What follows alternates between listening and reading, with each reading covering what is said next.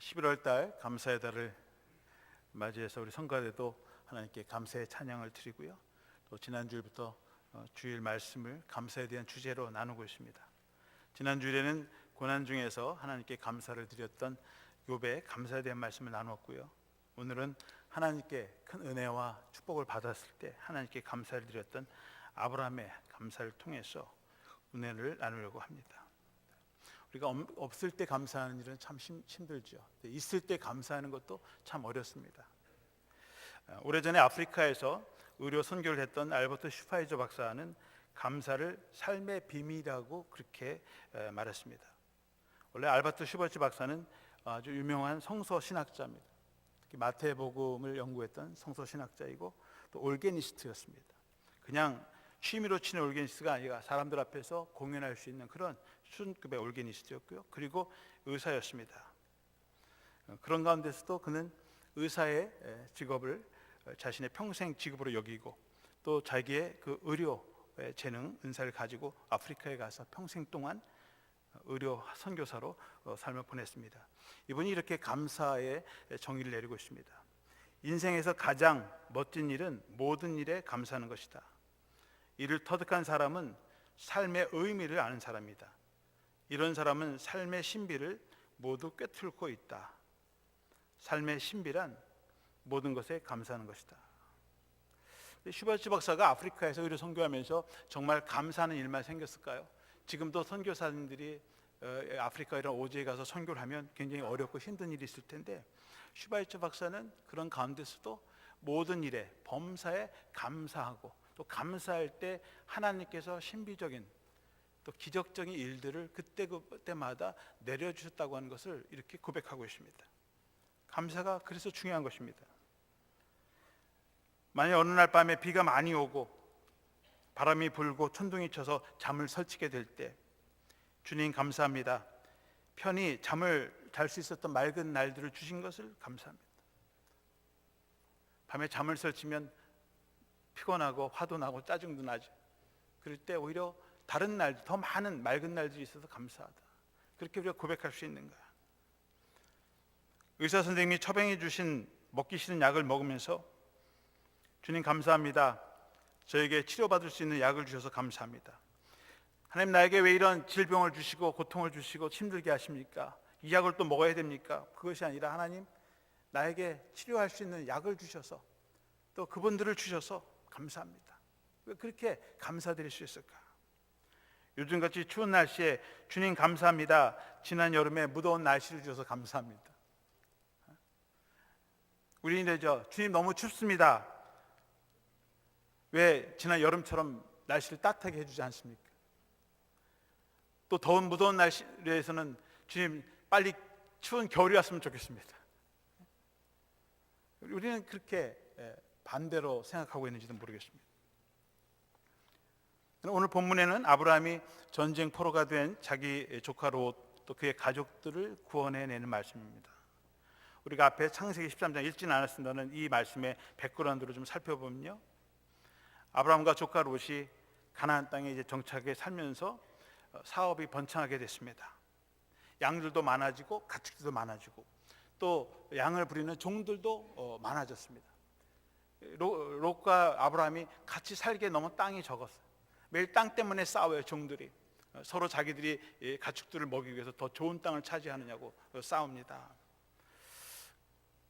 없을 때는 서로 의지하고 또 서로 도우면서 사이좋게 지내다가 오히려 재산이 많아지고 기업이 번창해지니까 삼촌과 조카 사이에 불화가 생기고 더 좋은 땅을 차지하려고 싸우고 부족하다고 싸워요. 부족한 게 아니라 너무 넘쳐서 땅이 적다고 싸웁니다. 하루는 이래는 안 되겠다. 아브라함이 조카를 롯을 불렀습니다. 얘야, 우리 가족끼리 서로 다투는 게 별로 좋지 않으니까 우리가 분가해야 되겠다. 그러니 네가 먼저 땅을 차지해라. 보고 네가 좋은 땅을 네 마음대로 가져라. 창세기 13장 10절에 보면 이에 롯이 눈을 들어 요단 지역을 바라본즉 소알까지 온 땅에 물이 넉넉하니 여호와께서 소돔 고모라를 멸하시기 전이었으므로 여호와의 동산 같았고 애굽 땅과 같았더라.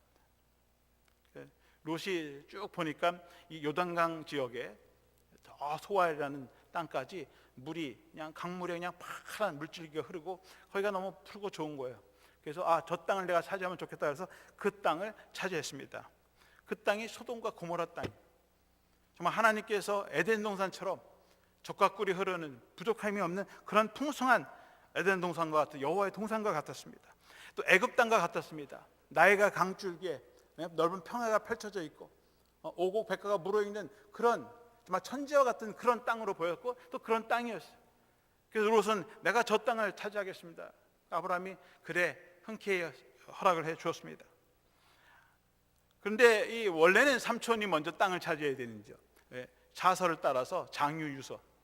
그런데 아브라함이 그럼에도 불구하고 자기 롯가에게 양보하면서 좋은 땅을 차지하도록 기회를 주었습니다. 그런데 롯이 떠나면서도 삼촌에게 삼촌 감사합니다. 나에게 이렇게 좋은 땅을 주셨으니까 참 감사합니다. 감사의 말 한마디가 없어. 여호와의 동산과 같다. 하나님이 축복하시 주신 땅인데 그 축복해 주신 땅에 대해서 하나님께 감사하는 말이 없어요. 그리고 그 땅에 가서 정말 승승장구하면서 그렇게 살게 된 것입니다. 그 후에 아마 아브라함이 조금 섭섭했지도 모르겠어요. 좋은 땅 조카한테 다 뺏기고 자기는 그냥 황무지와 같은 땅, 그런 땅에서 가축들을 키워야 되는데, 근데 하나님께서 아브라함에게 찾아오셨습니다. 그래서 동서남북을 한번 바라보라. 비록 황무지 같은 땅이지만 이 땅 내가 네 자손해 주고 여기서 번성해서 너의 민족, 너의 나라가 이 땅에서 세워질 것이다. 하나님께서 축복해 주셨습니다. 원래 좋은 땅이 아니라 하나님께서 축복해 주셔서 그 땅이 약속의 땅이 되는 거예요. 소돔 고모라 땅이 워낙 풍성해서 그게 하나님의 땅이 되는 것이 아니라 여호와의 동산 같은데 하나님이 없으니까 그 땅이 저주받는 땅이 되는 것입니다. 아브라함이 하나님의 축복의 약속의 말씀을 듣고 창세기 13장 18절에 보니까 이에 아브라함이 장막을 옮겨 헤브론에 있는 마므레 상술의 수풀에 이르러 거주하며 거기서 여호와를 위하여 제단을 쌓았더라. 비록 황무지와 같은 땅이지만 하나님께서 이 헤브론 산지에 하나님께서 약속을 주셨으니까 그 말씀을 믿고 나아가서 그곳에서 제단을 쌓았고 하나님께 감사 예배를 드렸다는 것입니다. 아브라함은 어디를 가든지 제단을 쌓았고 그곳에서 늘 하나님께 그 매일매일 삶 속에서 하나님께 감사 예배를 드렸다고 하는 것입니다. 그리고선 10여 년의 세월이 지났습니다. 어느 날 롯이 살고 있는 소돔과 고모라 땅에 전쟁이 일어났습니다. 이 가나안 땅의 소돔과 고모라 지역, 남부 지역의 5개 부족들이 이 엘라망 그돌라 오멜에게 조공을 바치면서 식민지 같이 속국의 삶을 살았습니다. 그런데 이 가나안 땅에 그쪽에도 기근이 나니까 조공 바치는 게 너무 힘들어요. 그래서 남쪽에 있는 5개 부족이 연명해서 이 오부족 연맹체가 연합을 해가지고 전쟁을 일으킵니다. 독립전쟁을 일으켜요. 그러니까 엘라망 그돌라 오멜이 이 5개 부족들이 국가들이 전쟁을 쳐들어오니까 혼자 감당 없으니까 북쪽에 있는 다른 3개의 부족들과 함께 그리고 맞서서 같이 전쟁을 일으킵니다. 5개 남쪽의 부족과 북쪽의 4개 부족들이 전쟁을 일으킵니다. 5대 4의 싸움이에요. 전쟁을 할 때는 승리할 것을 기대하고 싸우는 것입니다. 너 죽고 나 죽자가 아니죠. 소돔과 고모라 땅을 중심으로 했던 이 사람들은 자기들이 5개의 부족 이 연합해서 4개의 부족과 연합해서 싸우면 이길 거라고 하는 그런 확신을 가지고 전쟁을 일으켰는데 그 결과는 전혀 달랐습니다. 오히려 이 소돔과 고모라 5부족 연맹체가 이 엘라망 그돌라 오멜이 이끄는 4개 부족의 동맹군에게 대패를 당하고 말합니다. 전에는 자기 집에서 그래도 편하게 살았는데 이제는 볼모가 되고 포로가 돼서 가족들과 남자들과 부녀자들이 다 끌려가고 재산 다 몰수당하고 그리고선 노예가 되는 그런 삶을 살게 되었습니다. 자기 힘을 믿고 승승장구했던 이 롯, 하나님께 감사하지 못했던 그 삶은 있는 것마저도 빼앗기는 결과를 초래하게 된다는 거죠. 감사하지 못하는 삶은 있는 것마저 빼앗기는. 한편 아브라함이 자기 조카 롯이 지금 전쟁이 나서 다 지금 볼모로 잡혀갔다는 거예요. 전쟁 포로가 되었다고 하는 것입니다. 이미 아브라함은 조카 롯과 결별하고 자기를 등지고 떠난 조카 롯입니다. 굳이 목숨 걸고 나가 싸울 필요도 없어요. 그런데 아브라함은 그래도 자기 조카 롯인데, 자기 가족이고 친족인데 그냥 두고 볼 수가 없어요.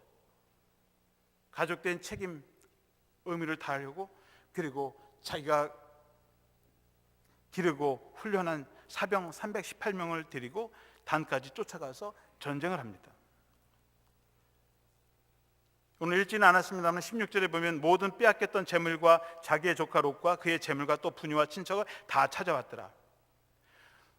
아브라함이 대승을 거뒀습니다. 그런데 우리 14절에 사병 318명을 거느리고 갔다, 그런 말씀을 정확하게 숫자를 기록하고 있습니다. 근데 성경에서 이렇게 숫자를 정확하게 기록할 때는 이유가 있어요. 그냥 적당한 무리, 적은 무리가 가서 이겼다 이렇게 얘기도 되는데, 정확하게 318명이라는 숫자를 기록한 이유는 318명이라고 하는 자기 사병과 4개 부족이 연맹한 그 부족 국가들하고 싸우는 전쟁에서 이 싸움은 전혀 이길 수 없는 그런 싸움이다, 그 얘기를 하기 위해서 숫자가 여기는 318명이고 저기는 수천 수만 명의 사람들이 하고 싸웠다, 이 얘기입니다. 지금 그 얘기를 하기 위해서 자기가 거느리는 수를 셀 수 있는 318명의 숫자를 데리고 나서 싸웠다, 이 얘기입니다. 다시 말하면 비록 숫자가 적고 이 싸움은 마치 결안으로 바위를 치는 싸움이지만 하나님이 함께 하시고 늘 감사하는, 그리고 이 승리를, 이 전쟁에서 하나님께서 함께 하시면 이길 수 있다고 하는 그 믿음을 가지고 나간 이 싸움에서 하나님께서 기적을 베푸셨다, 그런 얘기입니다. 이미 5개 부족과 4개 부족이 싸워서 5개 부족이 패했는데 자기 사람들, 가족, 친척들, 자기가 키운 종들을 데리고 사병을 데리고 나가서 싸워서 이겼다고 하는 것은 우리의 이성으로, 우리의 방법으로 해결해 줄 수 있는 그런 이해가 되는 얘기가 아니라는 그런 말씀을 하기 위해서 318명이라고 하는 숫자를 정확하게 기록해 놓았다고 하는 것입니다. 중요한 것은 전쟁에서 승리한 것도 중요하지만 더 중요한 것은 전쟁에 승리한 후에 아브라함이 어떻게 그 마무리를 지었느냐 하는 거예요. 우리가 세상에 나서 성공하고 승리하는 것도 중요하지만 그 다음에 어떤 삶을 살 것이냐고 하는 것 더 중요한 것입니다. 무엇보다 아브라함은 제일 먼저 하나님께 감사를 드렸습니다. 여러분, 아브라함이 318명을 데리고 큰 승리를 거두고 포로된 소돔과 고모라 그 지역에 있는 모든 백성들을 이끌고 이제 헤브론 산지, 자기가 살던 예루살렘으로 돌아옵니다. 그러니까 그 헤브론 산지, 예루살렘에 살고 있는 그 성읍사람들이 다 나와서 환영을 하는 것, 맞이해 줍니다. 살렘왕, 예루살렘의 왕 멜기세덱과 함께 백성들이 나와서 칭송을 합니다. 오늘 20절 말씀을 보면 너희 대적을 네 손에서 붙이신 지극히 높으신 하나님을 찬송할지로다 하며 아브라함이 그 얻은 것에서 10분의 1을 멜기세덱에 주었더라. 이 멜기세덱이 하나님의 제사장이, 또 이 살렘의 왕이 나와서 하나님께서 너에게 이렇게 큰 승리를 주셨으니 참 하나님께 찬송을 들리고 영광을 올려드린다 하니까 아브라함이 거기에 응답해서 자신이 그 얻은 소유물 가운데서 10분의 1을 구별해서 하나님께 감사의 예물로 드렸다고 하는 것입니다. 이 멜기세덱은 고대 예루살렘의 왕이면서 제사장입니다. 옛날에는 왕이 제사장 역할을 같이 한 때가 있습니다. 예를 들면 조선시대 때 비가 오지 않아서 가뭄이 들면요, 왕궁에서 기우제를 지내요. 그 기우제를 누가 하냐면 왕이 직접 그 제단에서 신에게 제물을 바치는 거예요. 왕이면서도 백성들을, 또 나라를 위해서 대표해서 그리고 제물을 바치면 또 신이 감동해서 복을 내려준다고 하는 거죠. 그래서 왕이면서도 제사장을 같이 했던 거예요. 그래서 왕 같은 제사장, 이런 왕이면서 제사장이고 제사장이면서 왕이면서 그런 역할들을 같이 했습니다.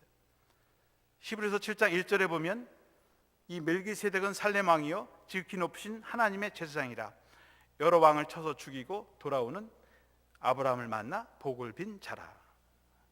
그러니까 히브리서 기자는 이 멜기세덱이 살렘의 왕이면서 하나님의 제사장이고 또 왕이었다, 그렇게 이야기하고 있습니다.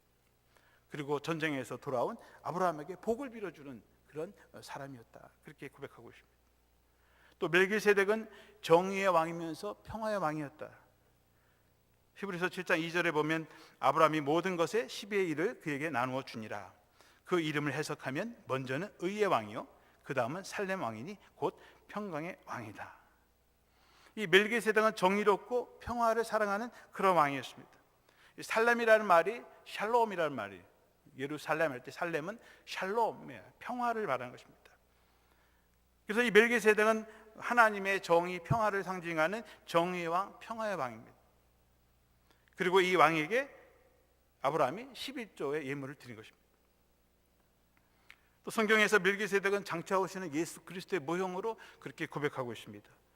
히브리서 7장 17절에 보면 증언하기를 내가 영원히 멜기세덱의 반차를 따르는 제사장이라 하였도다. 그러니까 멜기세덱은 장차 오시는 평화의 왕, 정의의 왕이시 예수 그리스도의 모형이에요. 하나님의 아들이시고 또 이 세상에 구원하러 오신 구원자시고, 그리고 하나님과 우리의 평화를 만들어 주시는 평화의 왕이시고 제사장이신 거죠. 그러니까 아직 이 구원이 이스라엘 백성들에게, 아직 백성들이 나오자 아브라함만 지금 있을 때니까, 이 당시에는 바로 멜기세덱이 하나님이 세우신 평화의 왕이고 또 제사장의 역할을 했던 그런 하나님을 대변하는, 대리하는 대리자였다고 하는 것이죠. 아브라함이 멜기세덱의 10의 1조를 드렸다고 하는 것은 곧 하나님께 드린 것이고, 또 그 제사장 그걸 받아서 하나님께 드렸다고 하는 것을 의미하는 것입니다. 아브라함의 11조는 하나님께서 베풀어 주신 그 은혜, 그 축복에 대해서 감사하는 마음으로 하나님께 감사의 예물을 드린 것입니다. 그러니까 본래 11조는 감사의 표신, 감사의 예물이에요. 믿음의 조상 아브라함이 원조입니다. 11조의 원조. 물론 모세 시대에 와서는 11조가 제사장들과 르웨이 지파 사람들의 생계를 위해서 12지파가 의무적으로 드리는 헌금이었지만, 그 전에는 이 부족 시대 때에는 하나님께 드리는 감사 예물이었다고 하는 것입니다. 창세기 28장에 보면 야곱이 형과 아버지를 속이고 외삼촌 라반의 집으로 이제 도망을 가죠. 도망을 가다 광야에서 잠을 자게 됩니다. 근데 밤중에 꿈속에서 하나님께서 천사들을 대동하고 야곱에게 찾아오십니다. 야곱은 사실 광야에서 오고 갈 곳도 없고 지금 형을 속이고 형은 죽이겠다고 난리치고, 그래서 어쩔 수 없이 도망을 가는 거예요. 아버지를 속였습니다. 형을 속였습니다. 장자권을 뺏었습니다. 축복권을 뺏었습니다. 뭐 십계명을 따지면 서너 개의 죄가 있죠. 그런데 하나님은 그 죄인이 야곱에게도 찾아오시, 그리고 축복해 주십니다. 그러니까 축복은 우리의 선과 악에 달려있지도 않은 것 같아요. 어떻게 그런 사람을 축복해 줄 수 있습니까? 쳐서 에서 편을 들으셔야지 왜 야곱의 편을 드십니까? 하나님의 은혜입니다. 창세기 28장 14절에 보면 네 자손이 땅에 티끌같이 되어 네가 서쪽과 동쪽과 북쪽과 남쪽으로 퍼져나갈지며 땅의 모든 족속이 너와 네 자손으로 말미암아 복을 받으리라. 하나님께서 아브라함, 이 믿음의 조상 아브라함에게 했던 그 축복의 약속을 야곱에게도 똑같이 하고 있습니다. 동서남북 너의 후손들이 이 땅에 퍼져나갈 것이고 너와 네 자손들이 복을 받을 것이고 모든 족속이 너희들을 말미암아 복을 받게 될 것이다. 너희들이 복의 근원이 될 거라. 이 똑같은 축복을 해주십니다. 하나님의 은혜와 축복을 받을 수 없는 그런 이 죄인인 야곱에게도 다시 하나님께서 찾아오셔서 그에게 복을 약속하십니다. 그러니까 야곱이 하나님께 이렇게 응답 기도를 드립니다. 창세기 28장 22절에 보면 내가 기둥으로 세운 돌이 하나님의 집이 될 것이요 하나님께서 내게 주신 모든 것에서 10의 1을 내가 반드시 하나님께 드리겠나이다 하였더라. 자신이 돌베개로 세웠던 그 돌베개를 하나님의 전으로 삼게 될 것이고 그곳에 하나님의 집을 세울 것이고 하나님께서 주신 것이 있다면 그것을 내가 10분의 1을 드리겠다는 거예요. 야곱은 아직 그런 하나님의 축복을 받지 않았습니다. 그런데 받지는 않았지만 하나님이 그렇게 해주실 것을 믿고 미리 감사드리는 그런 감사 예물로, 또 서원 예물로 하나님께 11조를 드린 것이죠. 야곱의 감사는 미리 드리는 감사. 아브라함은 받은 후에 하나님께 감사를 드리지만 야곱은 받기 전에 이미 하나님께서 받은 줄로 믿고 감사드리는, 미리 감사하는 사람이었어요. 그러니까 하나님께서 그의 믿음을 정말 귀하게 여기신 것입니다.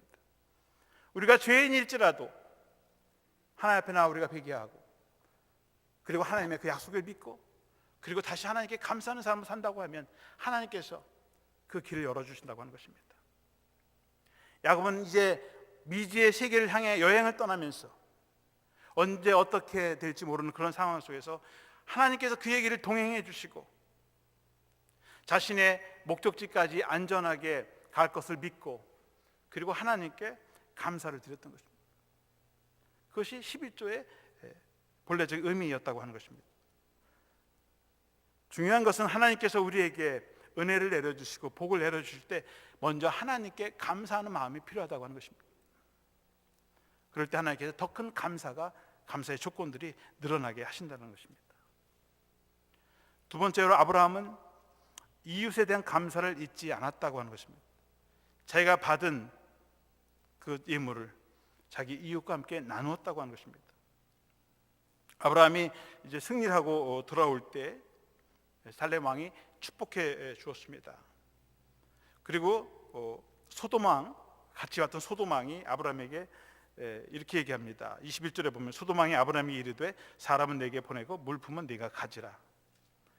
그러니까 지금 소돔 왕이 전쟁에 끌려갔다가 백성들하고 돌아오면서 내 백성들은 나에게 돌리고 네가 전쟁에서 얻은 모든 소유물, 전리품들은 다 네가 가져라. 이렇게 해서 옛날에 전쟁터에 나가면 전쟁터에서 얻은 그 전리품들이 다 자기 거예요.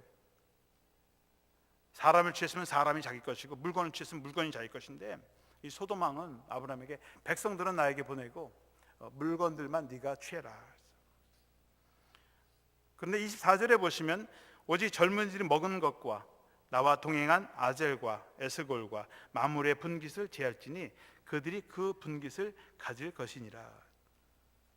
그러니까 아브라함이 전쟁에 나가면서 얻은 것들이 다 자기 거가 아니라 자기와 함께 나갔던 젊은이들, 청년 젊은 병사들, 그들의 몫은 그들에게 돌리고 또 자기와 동행한 아젤과 에셀과 마물의 사람들, 이 사람들은 다른 부족 사람들인데 그 사람들을 도움을 같이 왔으니 그 사람들의 것은 따로 또 몫을 내어주고 그리고 당신의 소돔 백성들 거는 당신의 몫으로 가져가시고 내 것은 취하지 않겠다. 지금 이렇게 나오는 것입니다. 원래는 다 자기 거예요. 자기가 전쟁에서 사람을 구했고 물건을 다 자기 것이 차지했기 때문에 다 자기의 소유권을 주장할 수 있습니다. 그런데 아브라함은 거기서 구별했다는 거예요. 하나님의 것을 구별했고 이웃의 것을 구별했고 전쟁에 나가서 나간 사람들 걸 구별했고 자기 것을 따로 구별했다는 것이죠. 여러분, 하나님의 백성들은 세상에 나가서 목숨 걸고 나간 전쟁터에서 거둔 재물도 다 자기 것이 아니라 하나님의 것이 있고 내 것이 있고 이웃의 것이 있다고 하는 거예요. 구별할 줄 알아야 된다고 하는 것입니다. 여러분, 히브리어로 거룩하다고 하는 말은 코데시인데요, 이 코데시의 말은 구별하다, 다르다, 디퍼런트하다 그런 말입니다.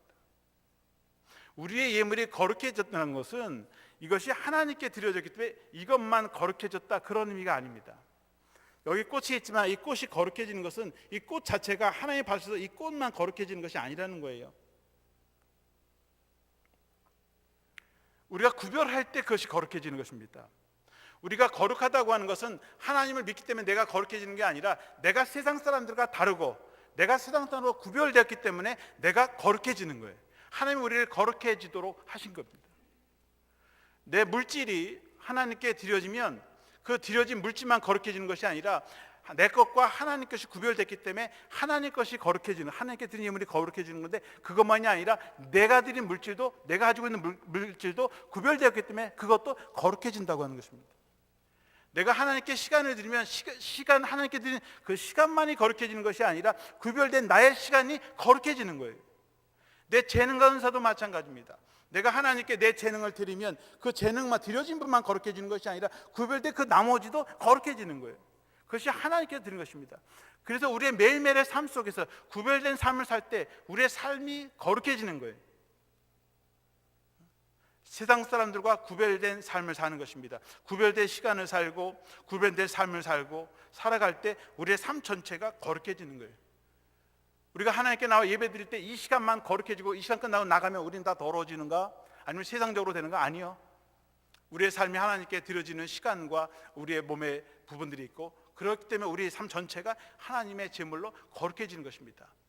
그래서 일상의 삶 속에서도 우리의 삶 전체가, 우리의 시간, 재능, 삶 전체가 하나님께 드려지는 거룩한 산제물이 되는 것입니다. 믿으시기 바랍니다. 드려진 것만이 거룩해지는 것이 아니라 구별된 것들이 다 거룩하다고 하는 거예요. 그러므로 아브라함은 자신의 삶의 거룩함을 이루었다고 하는 것입니다. 하나님 것은 하나님께 나누고 이웃 것은 이웃에게 나누고 자기 것은 자기 것으로 나눴기 때문에 하나님께서 이 모든 것을 거룩한 제물로 받으셨다는 거죠. 11조만 드렸다고 해서 11조 예물만 거룩해지는 것이 아닙니다. 여러분들이 감사 예물을 드리시든 혹은 선교 예물을 드리시든 어떤 헌신과 어떤 제물을 제사를 드리든 하나님께서는 여러분 다 거룩하게 받으신 줄 믿습니다. 아브라함은 하나님께 드릴 것을 구분하고 이웃에게 드릴 것을 구분하고 나눌 것을 구분하고 자신의 삶을 거룩해질 때 그의 삶이 거룩함을 보여주었고 그의 삶 전체가 하나님께 드려지는 거룩한 감사 예물이 되었다고 하는 것입니다. 한국의 건국대학교 부총장을 지내시고 지금은 농촌에서 청소년 미래재단 이사장으로 장학 사업을 하고 계시는 유태영 박사라는 분이 있습니다. 제가 지난주에는 갑자기 생각이 안 나요. 우리 이지선 양에 대한 이야기를 나눴습니다만 오늘은 유태영 박사라는 분의 간증을 통해서 좀 말씀을 좀 나누려고 합니다. 이분은 전라북도 임실이라고 하는 아주 깊은 산골에서 태어났습니다. 태어날 때부터 자기 아버지는 머슴이었고 머슴의 아들로 태어나서 소나무 껍질, 칡뿌리, 도토리로 허기를 달래면서 아주 지독한 가난을 대물림 받았다고 합니다. 어린 시절에 굶는 일은 일상이었고 공부는 엄두도 못 냈다고 합니다. 하지만 아버지가 큰 마음을 먹고 아들을 초등학교를 보내서 가까운 집안 전체에서 유일하게 초등학교를 들어간 사람이 되었다고 합니다. 초등학교는 졸업을 했지만 중학교는 진학하지 못했습니다. 대신 남의 집 머슴살이를 했습니다. 이제는 가난하면 딸들은 서울에 식모로 가고요, 공단으로 가고요. 남자니까 머슴살이를 산 거예요. 남의 집 머슴살이를 하면서 공부를 하고 싶었는데 하지 못했습니다. 초등학교 다닐 때는 공부도 잘해서 우등상도 타고 반장도 했지만 소용없는 일이었습니다. 진학의 꿈을 포기할 수가 없어서 남의 집 머슴살이를 하면서 토끼를 길러서 시장에 내다 팔아서 그 돈으로 중학교 교재를 사서 독학을 하기 시작했습니다. 그러다가 교회를 다니게 됐는데 그 교회 장로님의 아이들을 가르쳐주는 조건으로 중학교를 간신히 다니게 되었습니다. 또 중학교를 졸업하고 고등학교를 진학하고 싶은데 갈 수는 없고 그래서 무작정 서울로 상경을 했답니다. 길거리에서 자고 기차역에서 자면서 구두 닦기를 했다고 합니다. 낮에는 구두 닦기를 하고 밤에는 노량진 산꼭대기에 있는 야간 학교를 다녔다고 합니다. 동양공고라고 해요. 친구를 따라서 그 야간 학교에 갔는데 돈은 없고 하니까 무작정 교장실에 들어가서 교장님 앞에 무릎 꿇고 울면서 하소연을 했다고 합니다. 자기는 구두를 닦으러 서울로 온 것이 아니라 고등학교를 가려고 서울로 왔는데 입학금도 없고 등록금도 없어 못하리니 입학만 시켜주시면 월사금은 자기가 충실하게 내겠다고 그렇게 사정을 했답니다. 교장 선생님이 그의 딱한 사정을 듣고 입학을 허락해 주었습니다. 고등학교를 마쳤습니다. 대학을 가야 되는데 주간은 갈 수 없고 야간 대학에 들어갔습니다. 대학을 공부를 하기 위해서 쓰레기를 주워 팔고 못이나 쇳조각을 모아 팔고요. 행상도 하고 닥치는 대로 일을 하면서 야간 대학을 다녔습니다. 너무 배고파서 쓰레기통에서 밥을 주워 먹기도 했다고 합니다. 이런 생활 속에서도 유 박사는 감사 일기를 썼다고 합니다. 너무 배가 고파서 쓰레기통을 주워 먹는 상황인데 무슨 감사할 이유가 있을까? 당시 일기장이 이렇게 쓰고 있었다고 합니다. 하나님께서 나를 쓰시려고 그런다. 홈이나 괭이를 만드시려고 녹슬고 쓸데없는 쇳조각 같은 나를 훈련시키니 얼마나 감사한가. 그러니까 하나님께서 자기를 쓰시려고 이런 훈련을 시킨다고 하는 것입니다. 그러니까 그런 어려운 상황 속에서도 이 유 박사는 정말 전능하신 하나님이 살아계시고 그리고 그 자신이 하나님이 함께 하신다고 하는 그 사실을 확실하게 믿었다고 하는 것입니다. 그리고 자신을 사용해 주실 거라고 하는 그런 믿음을 가지고 견뎌냈다고 하는 것입니다. 이분이 이제 대학을 마치는데 덴마크로 유학을 갈 꿈을 품게 되었다고 합니다. 가난한 그 시골에서 살다 보니까 어떻게 하면 이 가난한 시골의 이 가난을 극복해 나갈 수 있을까 보니까 덴마크가 원래 가난한 그런 농촌이었는데 그 나라가 아주 농사 일을 통해서 낙농을 통해서 아주 그 잘 사는 나라가 되었다는 걸 알고 자기도 덴마크에 가야 되겠다 그런 꿈을 꿨습니다. 그런데 돈이 없어요. 그래서 영어로 자기 소개를 써가지고선 당시 덴마크 국왕이 프레드릭 9세였는데 편지 봉투 속에 수신인을 프레드릭 9세라고 적고 주소는 적지도 않고 그냥 보냈다는 거예요. 그리고서 하나님께 기도했답니다. 그랬더니 하나님께서 이렇게 응답을 해주셨답니다. 걱정 말아라. 그 나라 편지 배달부가 왕이 어디 사는지도 모르겠냐? 왜 왕궁 주소를 모르죠? 왕 주소 이름만 쓰고 보냈는데 편지 배달부가 그 왕궁에다 그 편지를 전해준 거예요. 백성들이 왕이 어디 사는지 우편 배달부가 어디 사는지 모를 리가 없죠. 그런데 이 말도 안 되는 웃기는 얘기가 정말 현실이 됐다고 하는 것입니다. 덴마크의 왕궁 사무실에서 그에게 회신이 왔습니다. 보좌관이 보낸 편지에는 영어로 간단하게 적혀 있었습니다. 왕께서 당신의 편지를 읽고 감동해서 당신이 원하는 대로 처리해 주라고 당신의 편지를 행정부로 넘겼습니다. 이 왕이 편지를 읽고 감동해서 이 학생 공부할 수 있도록 기회를 주라. 그리고 얼마 후에 외무성 차관보로부터 편지가 왔다고 합니다. 거기에는 이렇게 쓰여 있었습니다. 당신이 원하는 기간, 원하는 장소에서 원하는 분야를 공부할 수 있도록 우리 정부가 책임을 지기로 했습니다. 당신이 어디서 원하든지 얼마 동안 공부를 하든지 원하는 분야에서 공부할 수 있도록 우리 정부가 책임져 주겠다는 거예요. 믿을 수가 없는 일이 일어난. 요즘에도 이런 일이 일어날 수 있을까 감히 정말 상상을 못할 일입니다. 그래서 유 박사는 왕실 장학생으로 2년 동안 덴마크에서 공부를 했습니다. 가난했던 덴마크가 그룬트비 정신운동으로 변화를 일으키고 세계적인 낙농 복지국가로 거듭나는 과정을 배웠습니다. 그리고 나서 유 박사는 다시 이스라엘로 이번에는 유학을 떠날 결심을 했습니다. 이스라엘의 집단 농장인 키부츠를 공부하기 위해서 이번에는 이스라엘 대통령의 편지를 썼습니다. 또 이 유 박사의 편지에 감동을 받은 이스라엘 대통령이 또 초청을 해서 이스라엘 정부 장학금으로 공부를 하게 되었답니다. 여러분, 계속 이건 기적과 같은 일이 아닙니까? 공부를 마친 후에 유 박사는 건국대 교수가 되어서 학생들을 가르치고 농촌운동을 시작했습니다.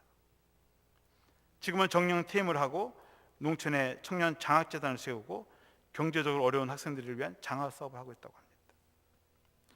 유 박사는 이 모든 것이 하나님께 감사하는 마음에서 나왔다고 그렇게 간증하고 고백하고 있습니다.